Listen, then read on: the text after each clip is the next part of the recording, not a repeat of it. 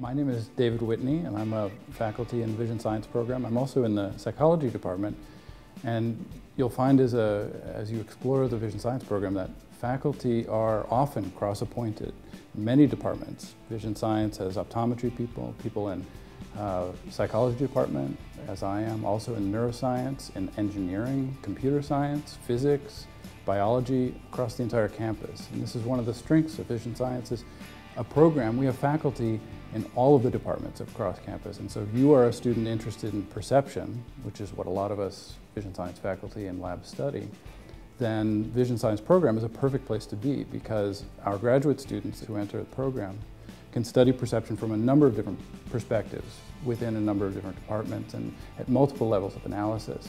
One of the main focuses of the Vision Science program, you'll find, is on human perception. And that's something that I and many of my colleagues focus our research on in our lab's research. We study things like object recognition and face perception, how we perceive crowds of stimuli. If you encounter a crowded restaurant, how do you find your friend in that restaurant? Why is it so difficult to find a friend's face in the crowd?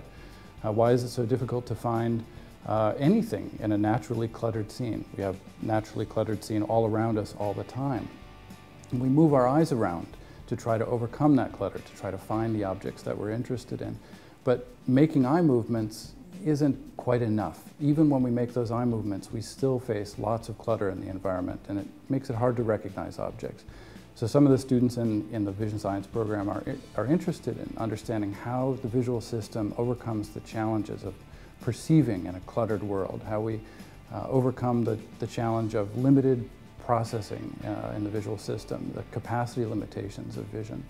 So to study how we perceive faces, how we perceive cars and other objects, how we perceive scenes, entire scenes, and how we overcome the challenges that clutter presents. The students in the Vision Science program use psychophysics, studying human perception or how the physical world relates to perceptual outcomes. Students are using physiological techniques like EEG and fMRI. Other students are using a variety of different kinds of techniques at many levels of analysis. Some of our students are interested in motion perception, how it is that we perceive tennis balls coming at us. They come at us at 120 miles an hour, and yet somehow tennis players can get their racket on that ball. So how does our visual system work so quickly, so efficiently, and so powerfully that we can interact with fast balls coming at us? And how do we localize objects? How do we dodge that car coming at us? How do we cross the street when there are so many cars driving around? How do we keep track with our attention of so many objects all over the visual field? These are some of the questions, and there are many out there. These are just some of the questions that our students in the Vision Science program are interested in answering. And of course, these students have interest in psychology and neuroscience, but they also have interest by the nature of the questions that they're asking. They have interest in computer science and engineering and biology.